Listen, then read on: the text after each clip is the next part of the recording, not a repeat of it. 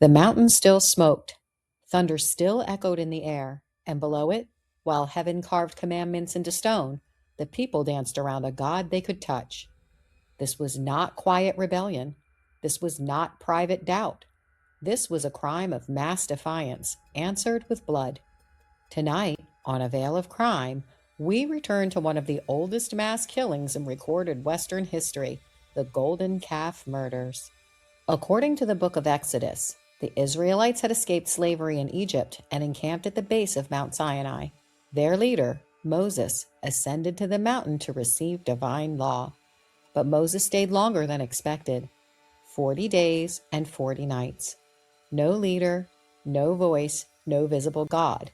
Fear set in, and fear, historically, is fertile ground for disaster. The people turned to Aaron, Moses' brother, demanding something tangible, something visible to lead them. Gold earrings were collected, melted, poured, shaped. Out of the fire emerged a golden calf, a form deeply familiar in Egyptian religion, where sacred bulls symbolized divine power. This was not random symbolism. It was a return to what they knew. They declared, "These are your gods, O Israel, who brought you up out of the land of Egypt." A festival followed, sacrifices, feasting, dancing. A covenant barely formed was already broken. On the mountain, Moses received the tablets of the law, commandments meant to define moral order. Then he descended. What he saw was not confusion. It was a celebration of betrayal. Moses hurled the stone tablets to the ground, shattering them. The calf was destroyed, burned, ground into powder, scattered into water, and forced down the people's throats. But destruction of the idol was not the end. It was the beginning. Moses issued a chilling command: "Whoever is for the Lord, come to me." The tribe of Levi stepped forward.